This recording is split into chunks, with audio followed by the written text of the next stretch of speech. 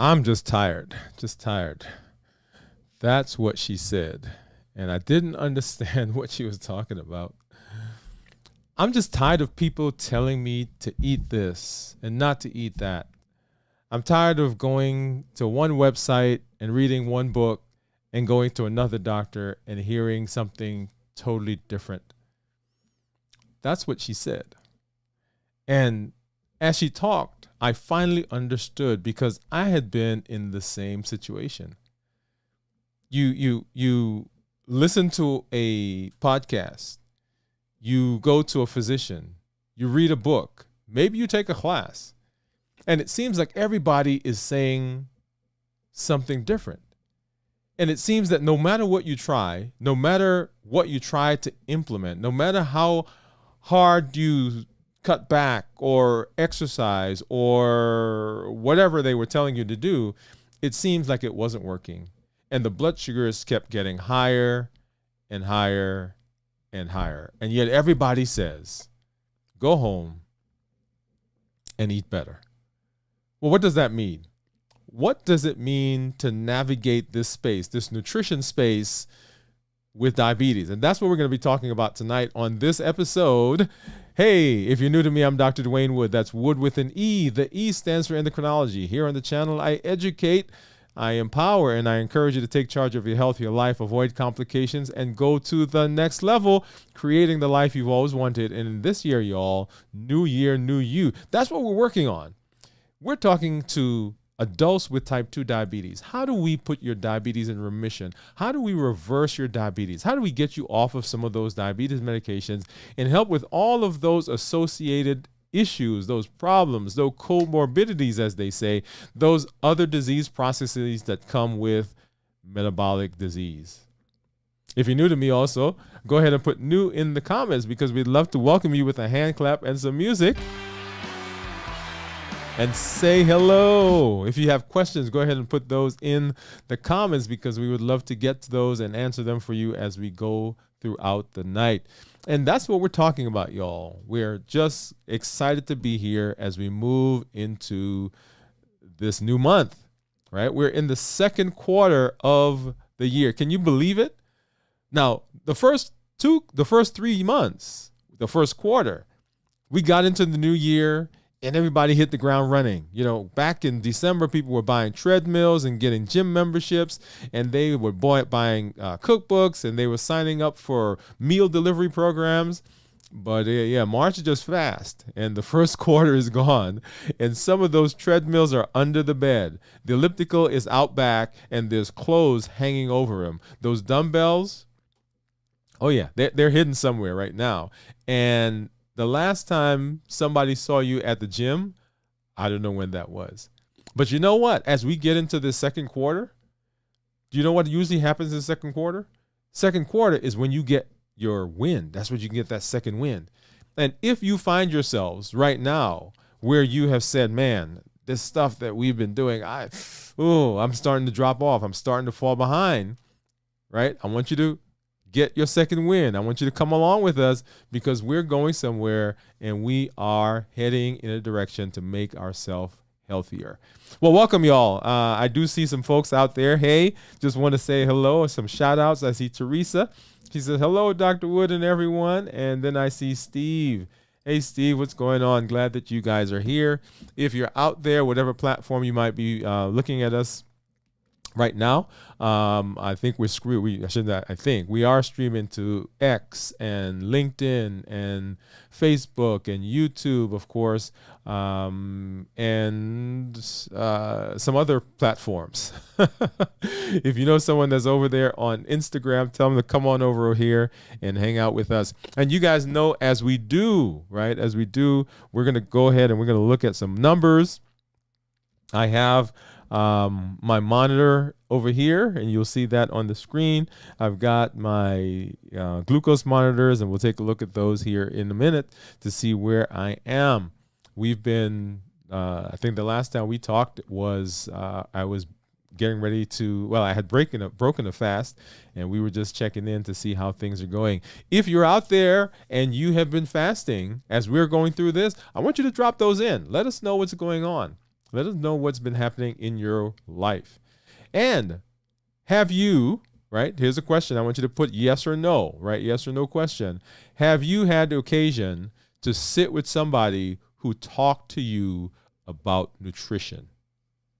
Right? Have you ever sat with someone, a doctor, a nutritionist, a family member who talked to you about nutrition? Yeah, go ahead and put yes in the comment if you had that happen to you. And we're going to hop right in, y'all, and we're going to get to it and start talking about our discussion tonight. We're talking about navigating nutrition, y'all, particularly as it relates to diabetes. And always, as I say, as we talk about diabetes, we're also talking about all those other disease processes that are out there, right? So navigating our nutrition with diabetes. Now, the person that I was telling you about, the patient I was describing, that patient is actually a representation of a lot of people that I see. It was not unique to her. In fact, I have felt similar thoughts or had similar thoughts and felt similar ways, that it doesn't seem to matter what is going on. There's always something different. There's always something different.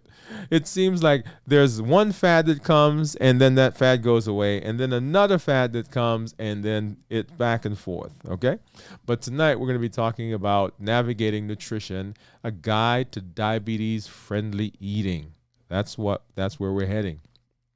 And, in this episode, we're going to delve into the crucial role that nutrition plays in managing diabetes. It's a blend of personal insight, scientific evidence. We explore how dietary choices directly impact blood sugar levels and overall well-being. So as we journey through the world of diabetes, and this world of diabetes-friendly eating, right? We're going to spec some practical tips. We're going to see some myth busting. We're going to talk about that. And then we're going to get some empowerment. Remember what we do here, right? We educate, we empower, and we encourage as we move in the direction of saying, okay, how do we do a good job of this process? Now, remember where we're coming from, right? And I think that is worth having a thought. Remember what our goal is. Our goal is to reverse diabetes.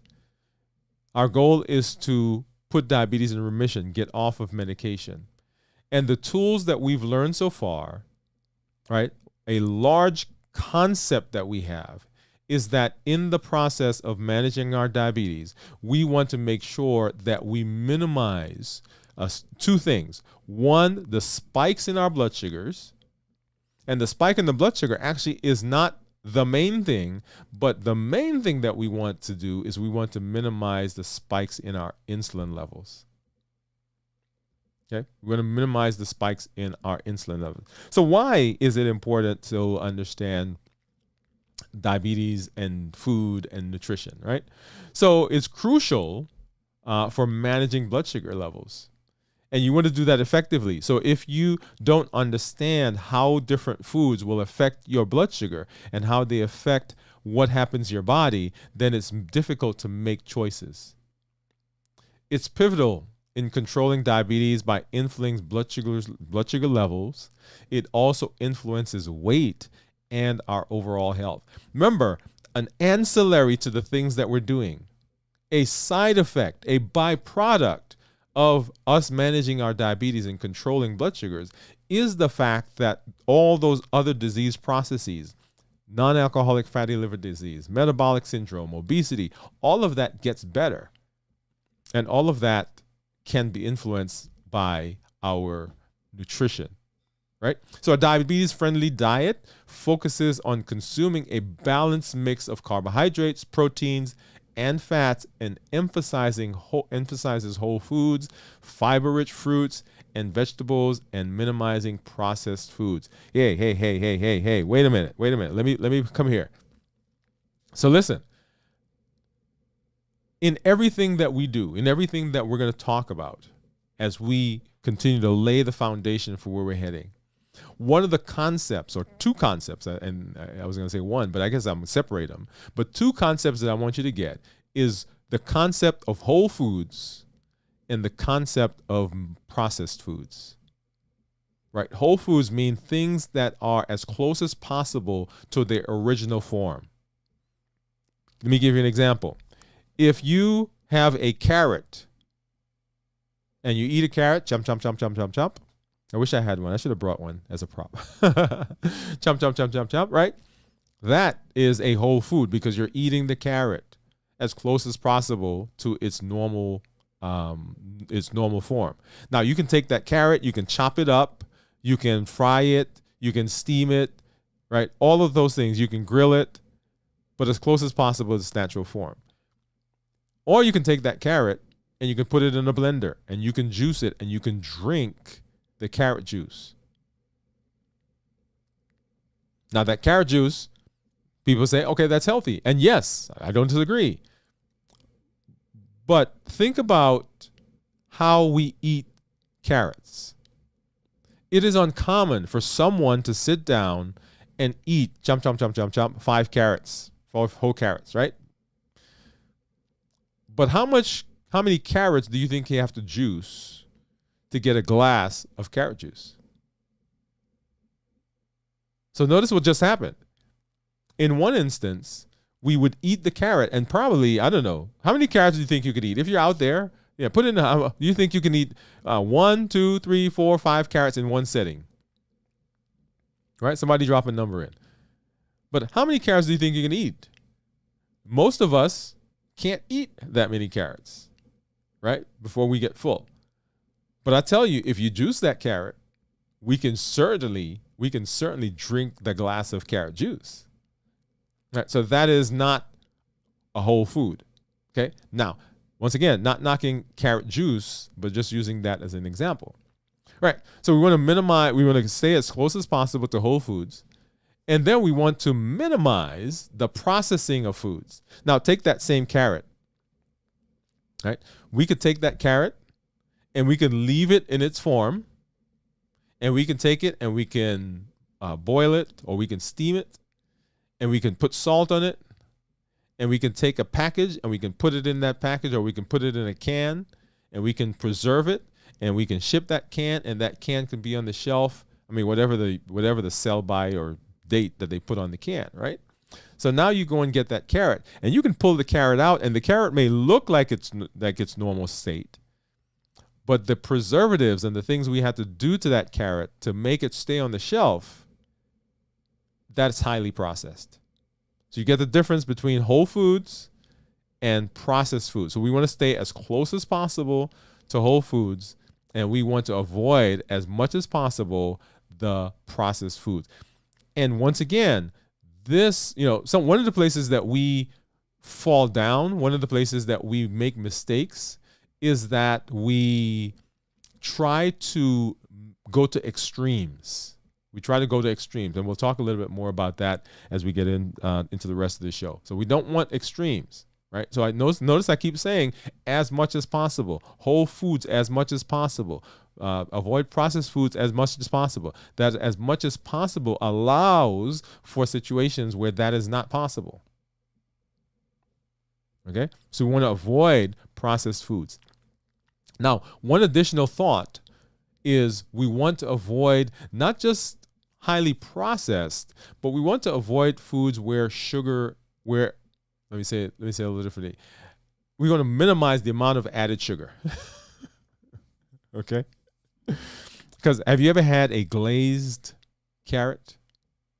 Yeah, buddy. Right? Some good stuff, right? It's sweet. See, as soon as I said that, my mouth started watering. All right. So, so we want to minimize processed foods. And proper nutrition helps to stabilize blood sugar levels, reduces the risk of diabetes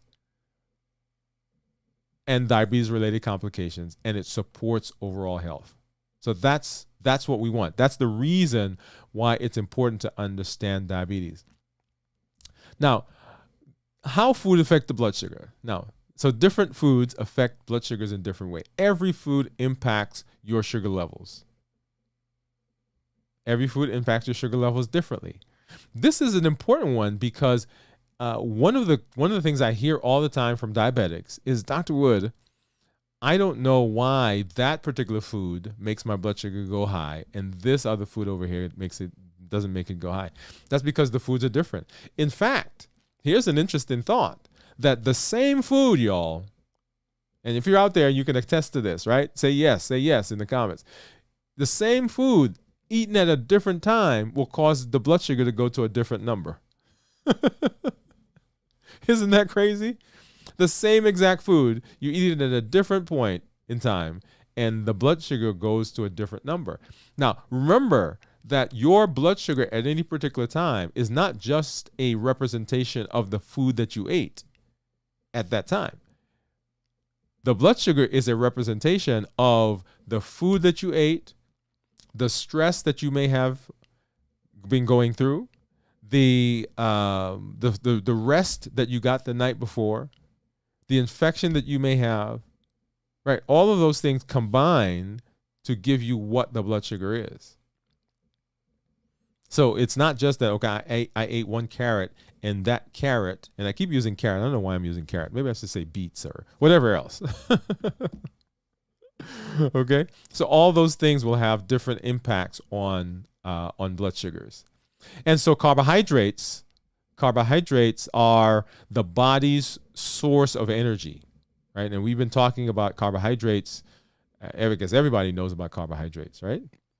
Those are the things that the body uses for energy. So when you eat a carb, when you eat something that has carbohydrate, the body readily converts that to energy and it uses it.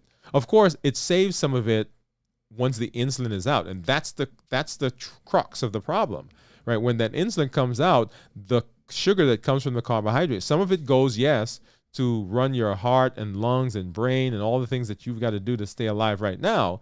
But part of it, when insulin comes out, goes to storage, and that's where the weight comes. Yeah, so carbohydrate. So fats have a slower absorption, so they don't cause as big a spike as sugar or carbohydrates when you eat them. And the fats go into the body packages them up, and sends them for storage. And then, of course, they get broken down at some other points to glycerol, as we've talked about before, and free fatty acids. The glycerol is what's converted to sugar, and then the free fatty acids go off and they cause them other problems that we've talked about before. Of course, proteins are also slowly metabolized, so they're not as readily metabolized as carbohydrates. And remember, there are three macronutrients: carbohydrates, proteins, and fats. And proteins are broken down. They help with satiety. So when you eat protein, you feel full longer. That's why a lot of times I talk to patients when they come in, or clients, and I'll say to them, "What are you eating? What have you eaten?" And they'll say, "Oh, I had a salad." I said, "What was in the salad?" Right? Because all they had was some lettuce and some tomatoes and maybe some cucumbers. I said, "Well, hey, there's no protein in there. What's the source of protein?" Because you're going to be hungry, because there's nothing in there that will help to maintain stable blood sugars, right? First of all, and will help you kind of not be hungry, right? That's satiety. And then foods that have a lot of fiber. Fiber is another one. And we don't talk a lot about fiber. In fact, in my practice, it was not uncommon for me to leave fiber out altogether. And often that's because the people that I'm talking to, their blood sugars are so high that it's not a fiber problem. It is a pure carbohydrate problem. So there's no reason to talk about fiber. Like if you're eating, let's see, what can I pick on?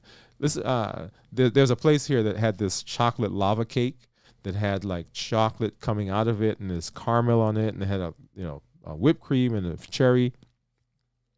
And if you're sitting down eating a chocolate lava cake every other day, then you don't need to worry about fiber. Fiber is the least thing on your mind. First of all, let's stop eating all those chocolate lava cakes. I don't know why I picked on that one, but hey, I did. That's probably because I liked it. I liked the chocolate lava cake. Okay, so that's carbohydrates, fats, proteins, and carbs and fiber. So so here are some key dietary considerations for people with diabetes, right? So understanding the relationship between diet and diabetes is crucial. And for what we want to make sure that we're doing is we're learning a group of processes, right? So I want to give you a group of things that I want you to be considering, and these are going to be, you're going to hear them from me, from other people that talk to you about food and nutrition and what you should eat, right?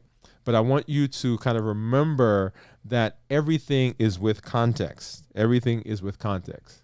And I want to make sure I say that because there are quite a few of them. We're going to run through them quickly. I'm not going to spend a whole lot of time, but I want you to know this because you're going to see these again, right? You're going to see them again from me. You're going to hear them as we go through our process here on the channel, and you will hear other people talking about them as well. So monitor your carbohydrate intake for blood sugar stability.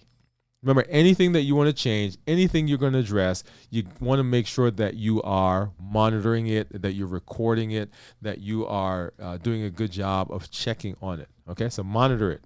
You want to include high fiber foods, right? Make sure you're doing that because the fiber, just like proteins and fats are slow in rising or increasing your blood sugar, then the fiber will actually blunt the rise in blood sugar. So one of the benefits of eating whole foods, let's go back to my carrot. I know I keep talking about carrots, but that's okay. That's the one that comes to my mind right now. So when you eat that carrot, when you eat the carrot itself, you get the carrot, the fiber that comes from it, you get the juice that comes from it, you get the minerals that come from it, right? And the fiber that's in the carrot actually helps to minimize the rise in blood sugar. It almost like dampens it.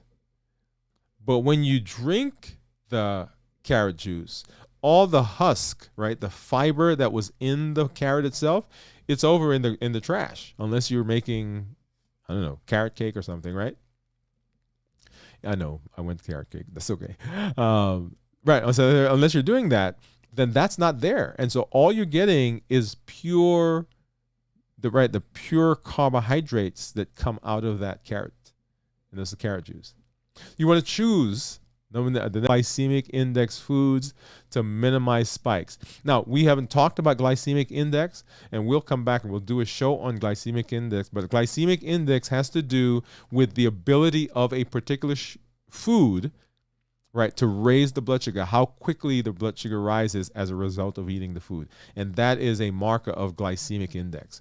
And we want to eat low glycemic index foods, or at least that's the recommendation, right? So once again, all these are in context, and we'll put them in context as we get into this month. This month, by the way, if I didn't say that, guess what we're talking about?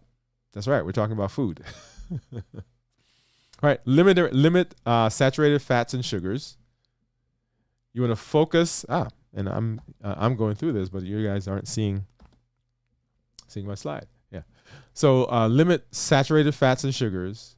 Focus on whole, unprocessed foods, as we talked about before. Whole foods, unprocessed. Monitor portion size. Oh yeah. Put a pin in it. So I have been to places like, well, this past Saturday night, I went out, my wife and I went out, and we had a program. And the food that they had, the portion size was not big. In fact, I think it was probably an appropriate portion size. But y'all, when they brought it to the table, I looked at it and I was like, where's the rest of the food? Why? Because I'm so used to going somewhere where the portion sizes are huge. Right? There's a place here, I won't call it, but they sell pasta. And when you go there, it's like they think that you are the only person in the world that eats pasta. It's big. So we've gotten so used to having these portion sizes that are so big that we no longer can tell. I had a guy who I was talking to earlier, and he said he cleans his plate, right? He's learned to clean his plate. That's what he grew up on, that his mama said, right? So that is what he does. The only problem is he cleans his plate regardless of what the portion is. So whatever they put on the plate, that's what he eats. I said, well, no, we got to start monitoring it, because it's not a you cleaning your plate problem, right? In fact, I want you to clean your plate, right? You should eat what you get. The problem is what are we putting on the plate in the first place, right? So if you put the appropriate things on the plate, then cleaning the plate is not an issue. But if we're putting too much on the plate, then of course cleaning the plate becomes a big issue for us. So monitor portion sizes. Stay hydrated by drinking plenty of water. Choose healthy fats such as avocados and nuts. Right? I have a nut fetish, by the way, y'all. So almonds and cashews. I love them. I love them. I love them. So I have had to kind of take them out of my environment. In fact, there's a bag of almonds right there, and I didn't open it. And finally I opened it, and I think the half of the bag is gone. So, okay, once again, portions. Include lean protein in meals. And then, of course, monitor your blood sugars to see the impact of food choices. One of the ways to get insight into how your body is responding is to monitor. And that's what all this stuff over here is for, right? And we'll take a look at that here in just a little while as we get into what's going on. All right. So those are key dietary considerations. Well, the importance of starchy foods, because these are the things that cause blood sugars to go up. Okay.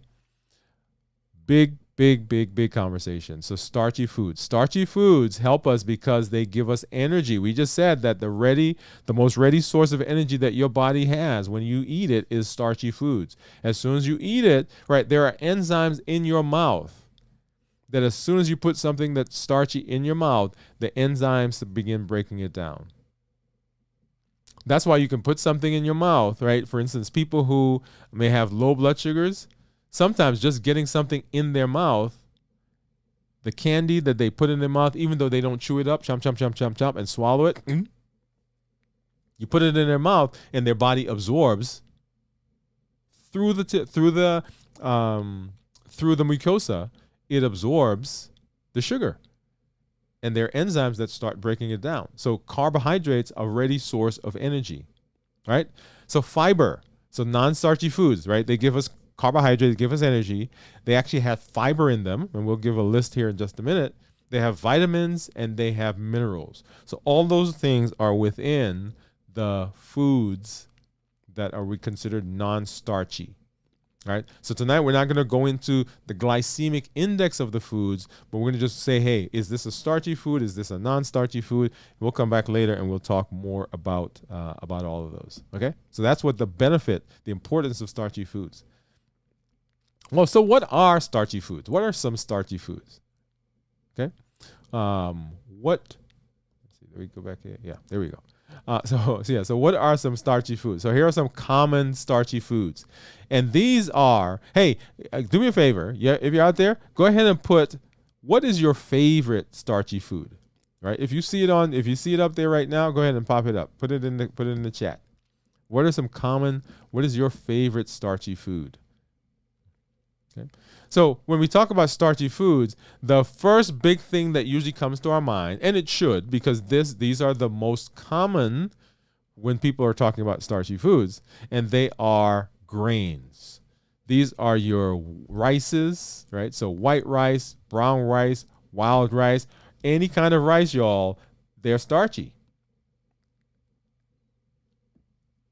Right? These are the wheat products. That's the bread and the pasta and the crackers and the cookies. Okay, I guess I shouldn't say cookies because that's another group. You guys see where my mind is, right? Right, oats, rolled oats, steel oats, instant oats. right? When I was growing up, we used to make it from the, you know, the container with the guy with the white hair. Now they got the little packets, right? The packets, they got cinnamon, they got apple flavor, they've got what else? All kinds of other flavors. Yeah, but we used to have to like take those oats and put them in the water and boil them and cook them, and right. But those are starchy. Those are considered starchy. And of course, corn and corn products, barley, quinoa, millet, and of course all your rye products, right? Rye bread and crisp bread. Those are considered starchy. Once again, notice I am not saying that you cannot eat starchy. We're just talking about what they are, right? So starchy. The roots and tubers, right? So potatoes, white potato, red potato, sweet potato, purple potato. If it has the word potato in it, guess what? It's a starchy vegetable, starchy root. I guess it shouldn't say vegetable. Yams, all kinds of yams. Cassava, right? So if you're out there, if you're from certain parts of the world, certain parts of the country, cassava is a big thing. It's a big staple. It's starchy. Now, as I'm saying these, remember our culture, wherever you were born, whatever family you grew up in, your family cooked a particular way, and they used certain grains, certain roots, certain tubers to make their food. And the other mistake that we make as we are talking about being healthy is we demonize certain foods from certain cultures. Right? There are certain things that my family, my dad, right? My dad was an amazing cook. There's certain things that my dad ate. And when he went to the doctor and the doctor said, hey, you can't eat that thing anymore.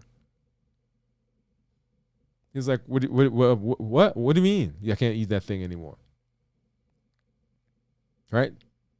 So as we discuss how do we change, what are we going to eat? We've got to remember that there are some things that people eat that part of their culture. We just need to figure out how to incorporate those things into what they normally do and how we can build a healthy meal for them.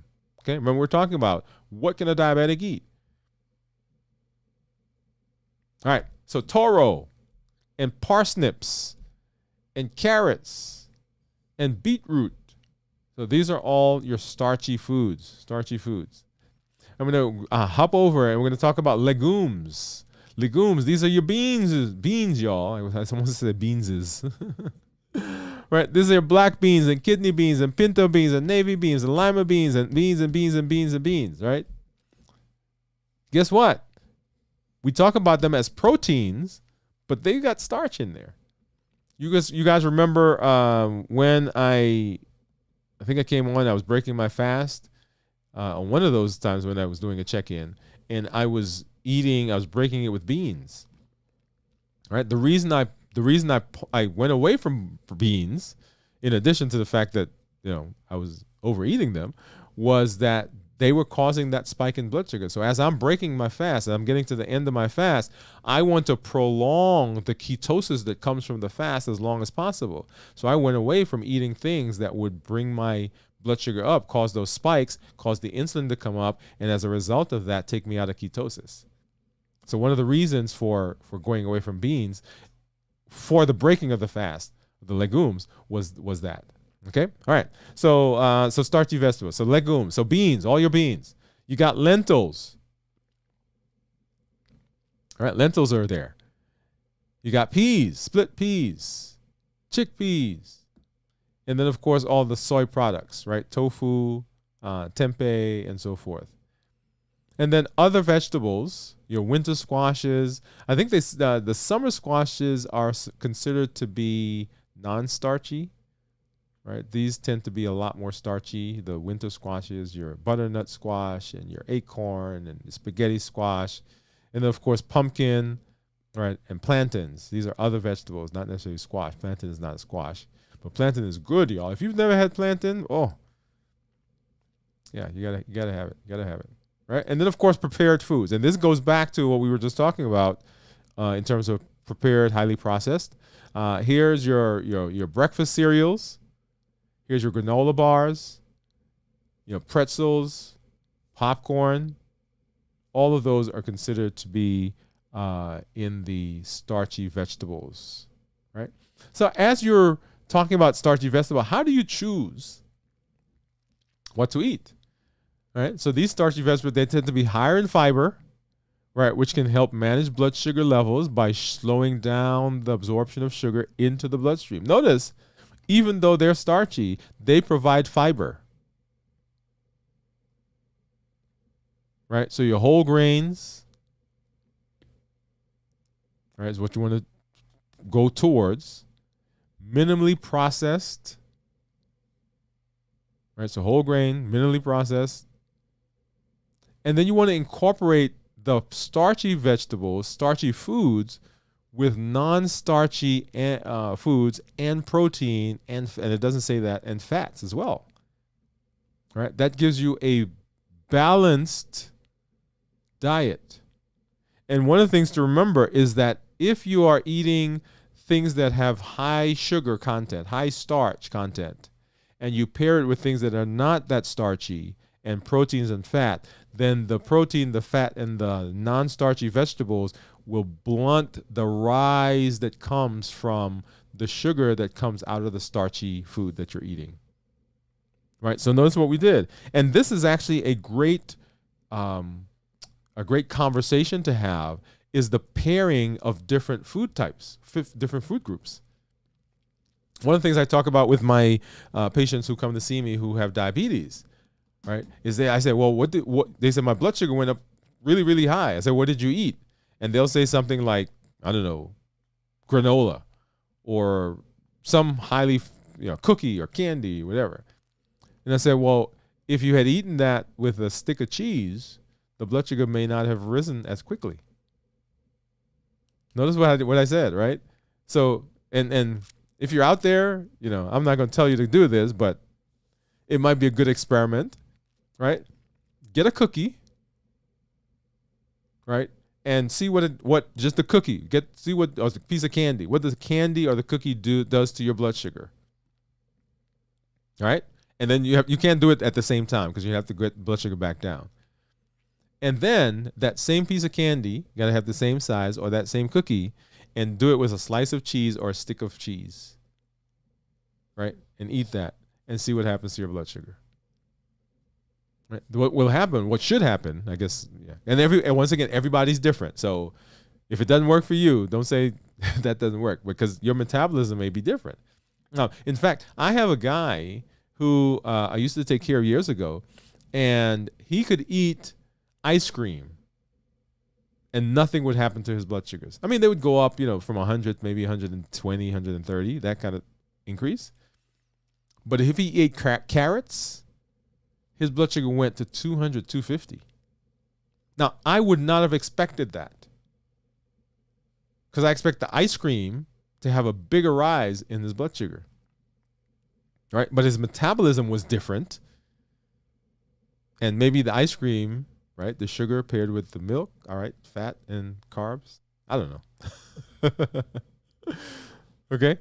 So the fat that you're putting in when you're combining non-starchy vegetables or non-starchy foods with protein and fat, it blunts the rise in blood sugar. So pairing different foods together, right, is a way of managing the spike in blood sugar and also managing the rise that results in insulin. And of course, always, regardless of what I say, y'all, right, you want to always add this last one there. No added sugar or minimally added sugar. So anything that you're going to eat, you want to try to eat the form that doesn't have added sugar. Always. Okay, so even if I don't say it ever again, right, always put that on the list. Added sugar. You want to minimize that. And so then let's hop over and let's talk a little bit about non-starchy foods. Now, let me hasten to say a couple of things. You'll see that we have, protein listed, fruits listed, dairy and alternatives listed. Those are not necessarily non-starchy in the sense that they have little starch. It's just that they are not graded according to starch or not starchy, but I had to put them somewhere, right? because we need to talk about them. All right. So when we talk about non-starchy foods, one, let's talk about vegetables, right? Because that's the big one, right? And sometimes it's actually easier to think about what are the starchy vegetables, starchy foods, and then anything else is non-starchy. Does that make sense? So learn the starchy ones, and then everything else would be considered non-starchy. So that way you don't get confused. Because I go, what is this? Is it a starchy? Is it? Well, just learn the ones that are starchy because there are less of those. Or the ones that, starchy. There are less of those.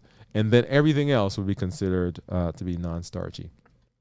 So when we talk about vegetables, the big group, right, are all the leafy green vegetables, right? All the things, right? The leafy green vegetables. So all the kale and spinach and arugula and romaine lettuce and Swiss chards and all those are considered to be non-starchy. Things like bell peppers, right? Whether it's red or green or yellow or orange, broccoli, cauliflower, cucumbers, these are considered non-starchy. Zucchini, and there's a summer squash, right? Summer squash is considered to be non-starchy. Asparagus, Brussels sprouts, cabbage, any kind of cabbage, green, red, bok choy, celery, eggplant, onions, which is not on the list, garlic, green beans, leeks, mushrooms. I love mushrooms. I think I told you guys about my making some portobello mushroom hamburgers once, or having a portobello mushroom steak. Oh man, that's so good. I'm getting hungry just as I'm talking about this. I'm sorry if I'm triggering you. I apologize. Okay, so those are the non-starchy, and then fruits. Your berries, right? Avocado, lemon, and limes. Notice what is not on the list are things like watermelon and apples and so forth, right? And these that you see are on the list because these tend to have less sugar, a lower sugar content compared to some of the others. Like all your melons, they're gonna have a lot of sugar in them, a lot of carbohydrates. All right. And then dairy alternatives. So Greek yogurt, cheese, almond milk, coconut milk. All of those are considered to be non-starchy. Now, some of the alternatives, you've got to be careful because even though they are unsweetened, the carb content, the amount of sugar, natural sugars that are in them, is considered to be a lot. It's kind of like if you take almond milk, right? So how many almonds do you think you have to squeeze and process to get a glass of almond milk? And do you think you can sit down and eat that many almonds by themselves? Right? So once again, this is why I say as much as possible. I kept saying that at the beginning, as much as possible, because we want to make sure that you are understanding that in the ideal world, there are certain things that we do. But in the real world, there are some things that we cannot do 100%. This is when we were talking about access. There are certain people that don't have access to certain food because they live in the food desert, or they live with someone else, and those other people are providing their food. So they eat what is available. Okay. All right. And then when we talk about proteins, of course, your chicken, turkey, fish, eggs, beef, those of you who eat pork products, right? Those are all considered to be protein. And then, not listed here, but we can also take the legumes and we can actually bring them back here because they do have proteins in them. So they can fall under both.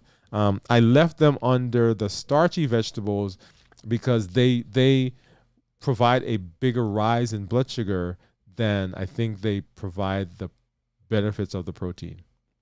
Not all of them, and once again, it depends on your metabolism. So everything has to be with your metabolism in mind.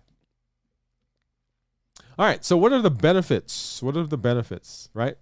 So non-starchy vegetables play a crucial role in a balanced diet, helping with weight management, right? Because we're not having those spikes. And if we don't have the spikes in blood sugar, then the insulin doesn't come out. Insulin doesn't store anything, right? And so weight management and providing essential nutrients without significantly affecting blood sugars. So they're low in carbs and calories. So these are non-starchy, not necessarily the fruits and the alternatives, right? Lots of vitamins, lots of minerals, lots of antioxidant, all those things that we need. And they can all usually be whole and natural. So all the things that are there, right, you can probably eat them whole or natural. And there is no sugar added, right? Or no sugar added in any of them. All right, so let me hop over, and I think we have, let me see if you guys answer some of those questions, and we'll come back to this discussion here. So let's go back up. Let's see. Teresa saying, yes, I spoke with a doctor and nutritionist. Okay, yeah. Most of us have had some conversation. If we're diabetic, if we have any kind of metabolic disorder, if we have high blood pressure, cholesterol, at some point, somebody's going to talk to you about nutrition. Right? You may go see a nutritionist, or you may your doctor themselves may in the room talk about it.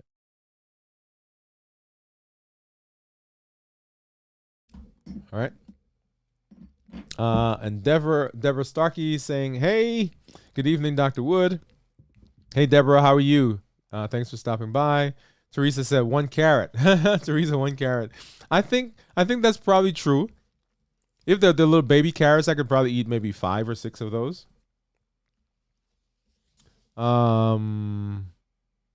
Deborah says, I love raw carrots. Probably 2 or 3. Okay, wow.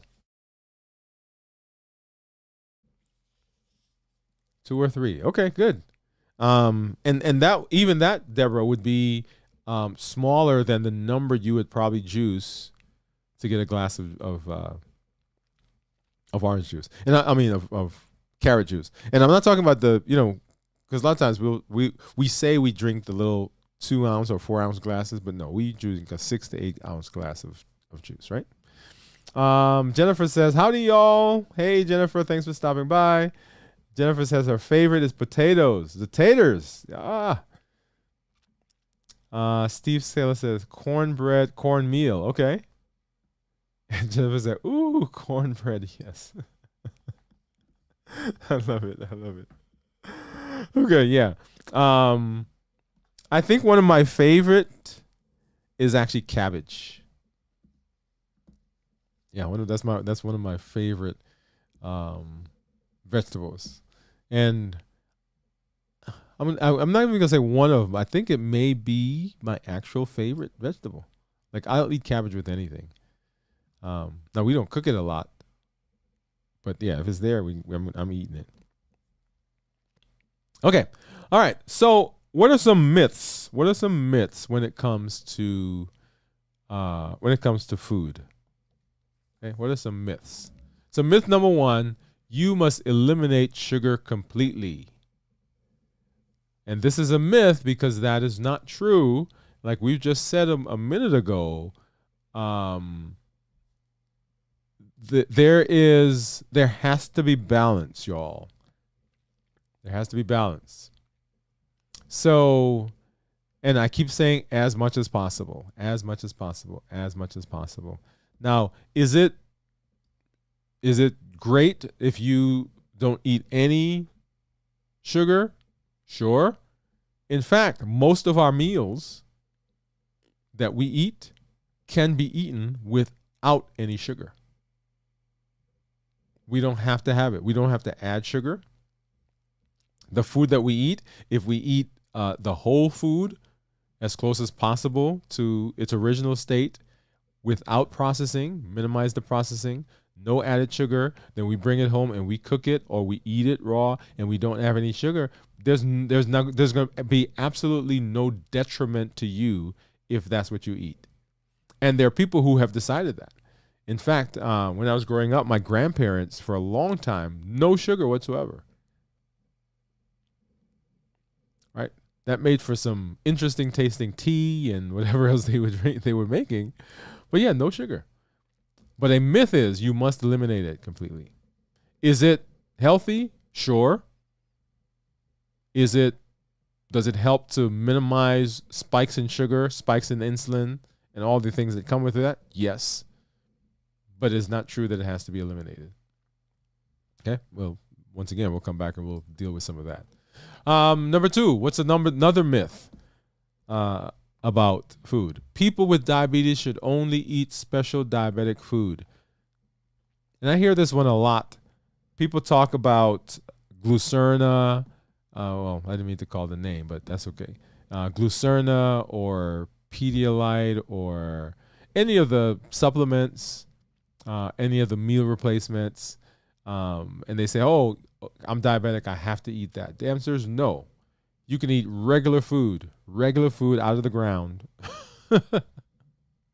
Right? You don't have to eat special diabetic food. Now, the marketing that's out there would make you think that if you eat this food, if you eat this supplement, if you drink this thing, then your diabetes gets better. But you can do exactly the same thing with eating whole foods that you prepare yourself. And in fact, it's healthier for you, right? They say, oh, we've added this vitamin and that mineral. Well, if you eat a balanced meal, then guess what? You're going to have all the vitamins and nutrients that you need. Next myth. You can't eat fruit if you have diabetes. Once again, this is not true because you can eat fruits if you're diabetic. You just have to understand what the fruit is going to do. And that's why on the list that we had of non-starchy foods, I said that I didn't include certain ones on that list because they have a lot more carbohydrates than the ones that were there. Okay? So here's a concept. Let me pop over. I want to teach you a concept. And I want you guys to learn this phrase. Learn this phrase. If you buy it, you have to pay for it. If you eat it, you have to treat it. If you buy it, you have to pay for it. If you eat it, you have to treat it. What does that mean? When you go to the grocery store and you pick up some stuff and you're putting those in your cart, in order for you to walk out the store and put those things in your car, you have to pay for it. Right? So if you take it off the shelf, you can't take it to your car without giving those people money. Right? So if you buy it, you got to pay for it. The same way, if you eat something that has carbohydrates that will raise your blood sugar, then you have to treat it. Nobody would think about going into a store and taking something off the shelf, sticking it in their pocket, and walk out the door if that was not their plan, right? That's not something that you think about. You're like, oh, I got this thing, I got to go give these people money. Or you end up in the back of the car with those metal bracelets. But we do that all the time with the food. We're like, oh, I'm just gonna eat that. It's like, okay, what are you gonna do to minimize or blunt or improve the blood sugar and the spike in insulin that comes from it? Nothing. Well, what do you mean? It's a barter system. It's a transaction. You eat it, you got to treat it. And treatment comes in lots of different ways, right? We won't get into all that now, right? One way of treating would be to go run around the block, exercise. If you eat a cookie and you exercise a cookie's worth, guess what? The blood sugars are still good. Boom, done. Right? So you can't eat fruits is a myth, but you have to make sure that you are treating it. Okay? And then another myth, diabetic diets are restrictive and bland. And that is absolutely not true, y'all. Some of the best food that I have made, as a matter of fact, this weekend, I told you guys that we had homecoming, alumni weekend. I said not alumni weekend, but homecoming. And we cooked because we were hosting. And a lot of the food, right, was diabetic friendly. As a matter of fact, what I cooked was diabetic friendly. And it was good. It was so good. As a matter of fact, I think we have some leftovers. I'm going to have some of that right after I finish talking to you guys. It can be flavorful. Remember, we did a show last week. We talked about taste as we went through the heat model, right? Habit, emotions, access, and taste. We talked about taste, and we talked about ways to improve the food and make it taste just as good and be healthy. Yeah, you can do that. So diabetic food has to be bland? No, that is absolutely a myth. I need to get a gong so that when we go through these myths, I can say boom and hit the gong. What do you guys think? Yeah? All right. So those are some myths. And so what do we do then, right? So what are some benefits? What are some benefits of nutrition, food, and the what we see in terms of the non-starchy foods, right? We said that they play a role. Right, so there we go. They play a role in a balanced diet, helping weight management, providing essential nutrients without significantly elevating the blood sugar. Right, so we want to understand carb counting. And not carb counting as in you got to count the carbs, but what is the content of that food? Right? So I don't need you sitting down and counting 1, 2, 3, 4, 5 carbs, but I need you to have a general idea of how that food is going to affect. Like, they tell me that a can of a particular type of soda has 10 to 14 spoons of sugar in it. So knowing that allows you to make different choices. So that is how the absolute sugar that's in there. Understanding glycemic index. How quickly is this blood sugar or this food going to cause my blood sugar to rise? Because the higher it goes, the faster it goes, the more insulin that's coming out. And the more insulin that comes out, the more issues we have with terms of cravings and weight. We want to embrace whole foods, y'all. And we want to incorporate personal preferences. That's what we want to do. That is, so what do we eat? What do we eat? What are some considerations? Number one, we eat things that are whole, and we minimize processing, and we minimize added sugar. Whole foods, minimal processing, minimal added sugar. Why is that the case? Because remember what we're shooting for. We're shooting for minimizing spikes in blood sugar. We're shooting for minimizing the increase in our insulin level. And we're shooting for minimizing craving. Those are the three things that will hinder. Those are the three things that are going to hamper and derail us as we are working to put our diabetes in remission. Let me say those again. We want to go for whole foods. Excuse me, guys.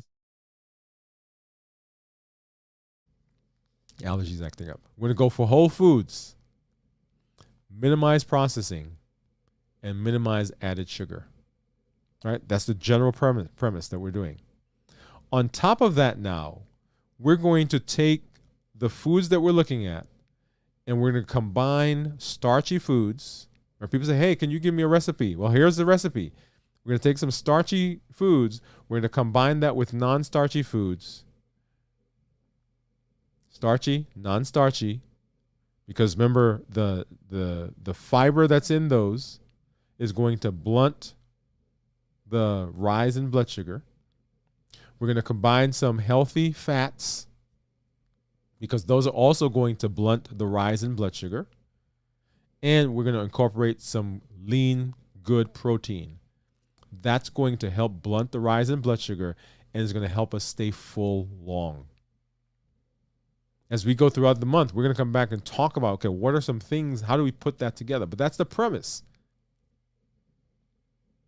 Non-starchy, starchy, fats, protein. Of course, I should throw in there portion size, right? Let me say that, portion size. We got to make sure portions are because is it possible to eat healthy foods to the point where our blood sugars are high? The answer is yes. Is it possible to eat healthy food to the point where we start putting on weight? The answer is yes. Is it possible to eat healthy foods to the point where our blood sugars rise, insulin comes out, and throws everything that we do and everything we learn off? Yes, it is. So portion sizes. So as we're talking about, okay, what do we eat? That's what we eat. That's the plan. That's where we're heading. And we're working to put those diabetes in remission. All right? So if you're out there, yeah, go ahead and if that makes sense, I want you to put yes, yes, yes, yes in the comments. Yes, yes. Say, hey, yeah, that makes sense. Let's hop over now and let's do our blood sugars. And you'll see there on the screen, this is what my Libre is saying that my blood sugar is right now. And here is, okay, I thought I had it up. So let me go back and pull that up. My Dexcom. And the Dexcom, lost the signal, so I'm going to wait for that to come up.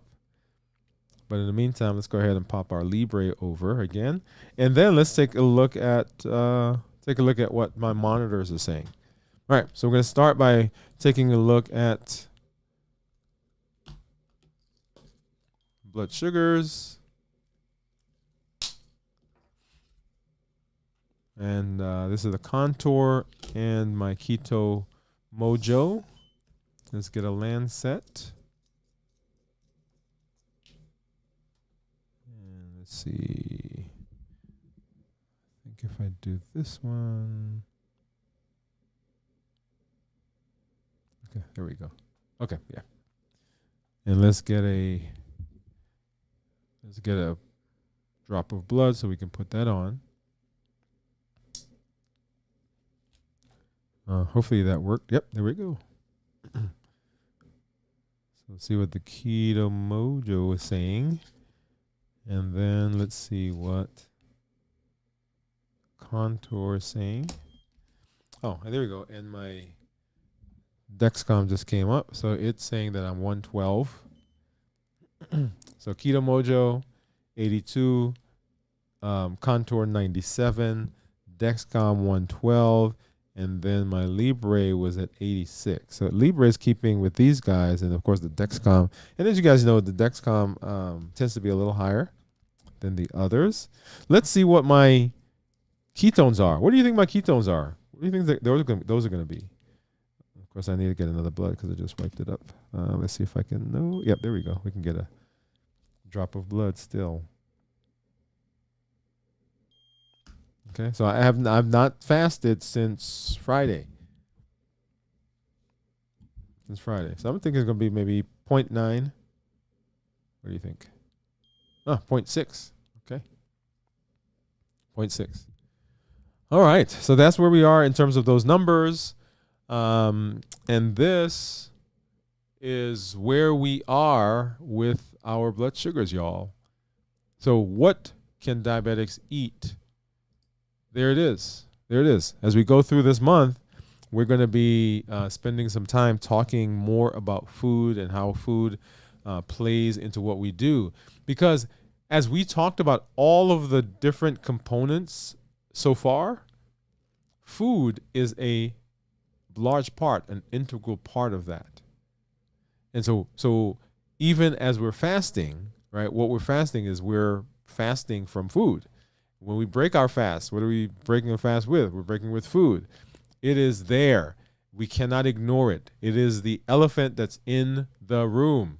And often we try to ignore it, but we cannot. If we're going to be successful, we got to talk about food and how the food impacts what we do. Okay? All right. So this is a great place for us to do our thought of the day, y'all. So let me hop over there really quickly. Okay, let's hop over to our thought of the day.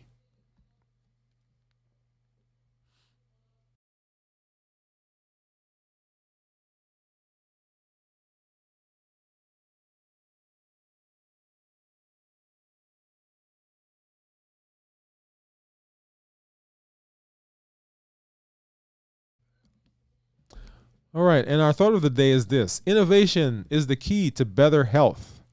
Innovation is the key to better health. In any industry, for the industry to grow, they've got to innovate. Within medicine, for medicine to get better in the things that I do, in order for it to get better, in order for us to be able to treat more people, in order for us to have more impact, we've got to innovate. At your home, if you're married, if you have a family, if you live at home with mom and dad and brothers and sisters, in order for the family to grow and improve, you guys have to innovate. Because as the members of the family grow and change, if you don't innovate, then things are stagnant and the family doesn't improve. In order for your diabetes and all the health issues that you have to get better, you got to innovate. And innovate means that you are introducing new ideas, new concepts, incorporating those into the current situation, or sometimes changing the situation altogether to do something better, more efficiently. We've been sometimes doing the same thing for years upon years upon years upon years, and we are not getting any better. We're not getting any benefit. We're not growing. We're not expanding. We're not learning. In order for your health to get better, you got to innovate. Right now, you may be thinking to yourself, hey, I've tried some stuff before. It didn't work. My blood sugars are still too high. I don't like that kind of food that he's talking about. I don't even know how to prepare that food. I don't know where to get the food. In order for you to get better, you got to innovate. And innovation takes education. Innovation takes bravery. Innovation takes courage. Innovation takes you stepping out and looking for and seeking and finding and saying, no, I need to get better. I can't tell you the number of people that I talk to all the time that say, I say to them, why your blood sugar is high? And they'll say to me, because my wife cooked such and such, or my wife is a good cook, or my husband, he cooks well, or my family this, or my family that, or my cousin that, or the doctor didn't do this. Guess what? This is your health. Notice what we say. I educate, I empower, and I encourage people, you, to take charge of your health and go to the next level. So you got to innovate. I want you to grasp this by the throat, y'all. Don't let bad health happen to you. Don't let it happen to you. Don't just sit back and allow things to come to you. You got to find it. You got to go get it, and you got to scrap for it. You got to fight for it. You got to change. You got to do better. You got to learn. You got to get some tools. You got to become empowered.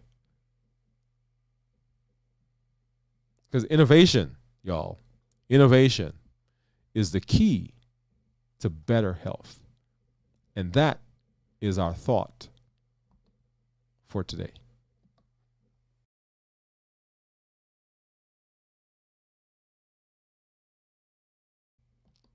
All right, all right. Yes, yes, yes, yes. I see Jennifer say yes, yes. Jennifer said, I got it, I got it, I got it. All right. I'm just always excited when I'm here with you all. I don't know if you guys can tell, but just I love being in the space. We are in the month of March. Month of April. Wow. We're in the month of April. So the second quarter of the year. And a lot of people in the second quarter, this is when, some of the new year things that they said they were going to do, it starts falling by the wayside. Yeah, let's not let that happen, right? This is where we pick up, where we dig in, and we say, hey, this time that we're about to enter, this time is going to be the time when we do our thing, right? It's kind of like as we grow, right? So we learn a lot of stuff when we were in our when we were children. Right, we're getting through grade school, elementary school, grade school, high school. We learn some stuff in college. We get our first job, right? So that's the first quarter. The next quarter, right, we're applying stuff. We're applying stuff and we're finding our groove. That's where we are right now. We're applying the stuff. We're finding our groove. We've been fasting. We've learned about sugar. We've learned about the medications we want to be on, the medication we want to stop. We've learned about the heat model. We've learned about emotional intelligence. And now we're starting to put all those things together, right? We're in that second quarter. And then we're looking for success, right? Because this quarter, we're getting our groove, right? We're getting in the groove, right? Okay, we got some information now. We've got some empowerment. And our community is building, right? So let's not drop off. Let's dig in and let's work together. As you know, here on the channel, we've got a platform, and the platform is our Triple E formula for success. We educate, we empower, and we encourage. So education, the shows that we do, the podcast that we have, the blog, the website, all of those things are the education. You cannot change anything if you don't know. You cannot change what you don't understand. You can't change what you don't have data on. So we're educating here on the channel. I empower the tools that we're learning. All right, tonight we learned about eating. We learned about food. That's a tool that you can then now apply to your life. Come back and talk about that in a minute. We empower by tools. Fasting is a tool. Emotional intelligence is a tool. The heat model is a tool. All those tools, we get to apply them. We learn about the heat model. Remember, these are the things that derail us. Habits, the habits that we formed. The emotions that drive us. The access, the things that are around us. And taste, the things that we remember, the things that we like, the things that are calling to us because they give us not the thing. I said to somebody just this weekend that we demonize the food, we demonize the behavior, but the behavior is giving us something. We're chasing something, the feeling that it brings. It's not the food problem, it's the feeling, that taste. What does it do? What does it bring back to you? That's what the heat model allows us to pay attention to. And then y'all are called to action. Call to action. Number one, join the challenges. Don't just let the videos come and go. Don't just put them on the back shelf. Don't just listen and not apply. All the challenges that we're doing, and we're going to give you a challenge here in a minute for tonight, I want you to make sure that you're joining them. If you're finding us, if you're finding me, if somebody sent you a message and say, hey, you got to listen to this, and it's the end of the year, it's the next year. If you're just seeing this, that's okay. Start where you are. That's number one. Number two, share your story. When you come on, let us know where you are. What successes are you having? The community is as strong. The community is as big. The community is as important as you are.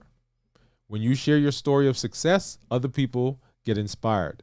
When you share your story of challenges, other people say, man, it's not just me. When you are here, people see you and say, no, I'm not by myself. So join the community. We're going to have our next community meetup on the 18th. That's Thursday, the 18th of April at 7 p.m. Thursday, 18th of April at 7 p.m. We're going to have that there. And I'm going to send out a link. We're going to do a different platform. So I'm getting that platform already. We did Zoom last month. If it doesn't get ready, then at our next show next week, we're going to just go ahead and do the Zoom. But there's a new platform that I want to use. It allows us to do a lot more. And so we'll have that out to you guys hopefully next week. If not, we'll use Zoom until we get that ready. Okay? So the community, join the community, be a part of it. And then invite a friend.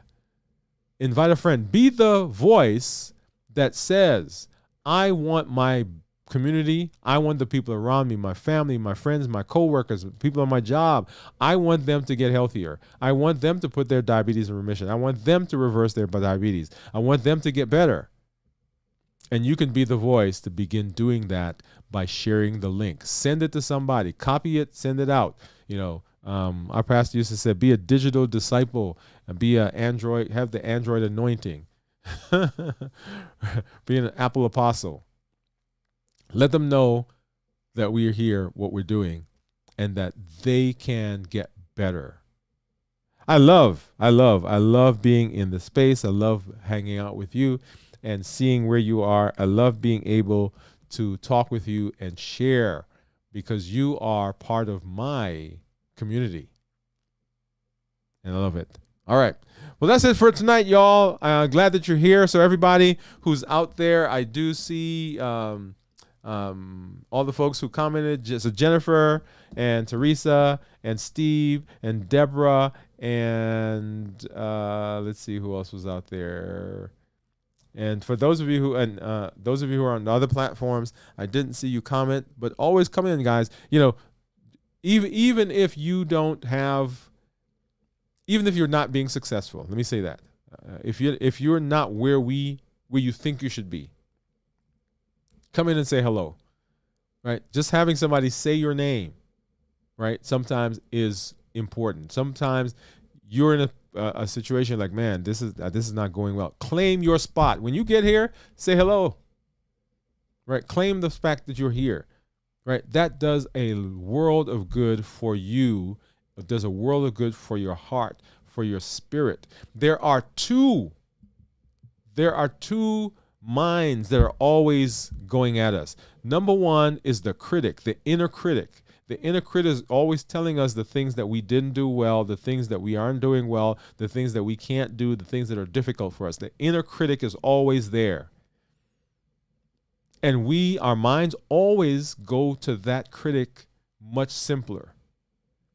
But the person that I want you to strengthen is the inner coach, right? The inner coach. And all the things that we do, when you talk to yourself in a positive way, when you say those mantras, you say, I am my diabetes is in reversal. I am doing a good job of my health. I am fasting. I will fast for 24 hours. When you do all those stuff, the coach, that inner coach that's there, gets ammunition now. So that when the critic starts criticizing you, the coach will say, no. Get out of here, right? Because this is who we are. This is what we're doing.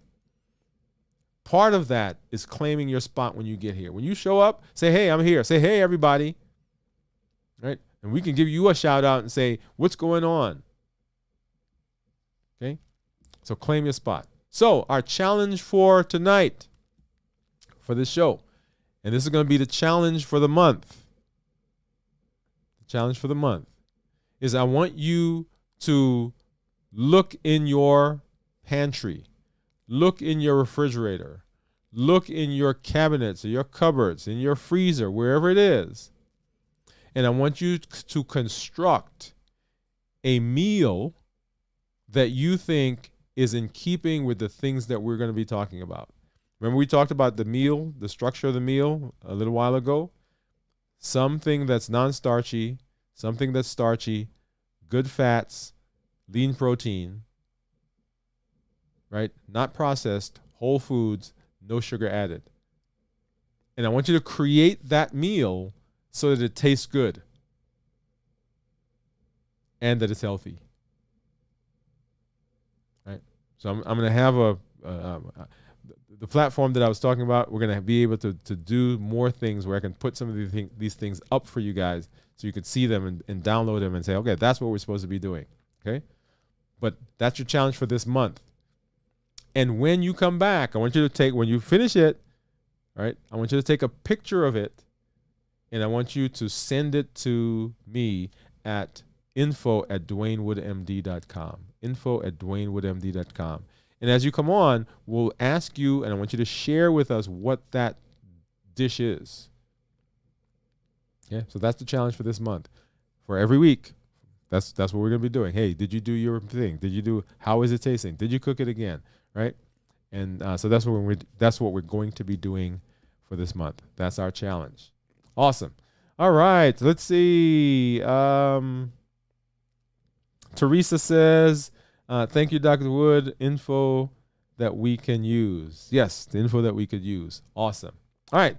Well, as always, Glad that you're here. Glad that I could be here. This is Dr. Dwayne Wood. That's Wood with an E. The E stands for endocrinology. Here on the channel, I educate, I empower, and I encourage you to take charge of your health, your life, avoid complications, and go to the next level, creating the life you've always wanted. And in this year, y'all, new year, new you. We'll see you at our check-in later this week, and we'll see you at our next show next week. Good night.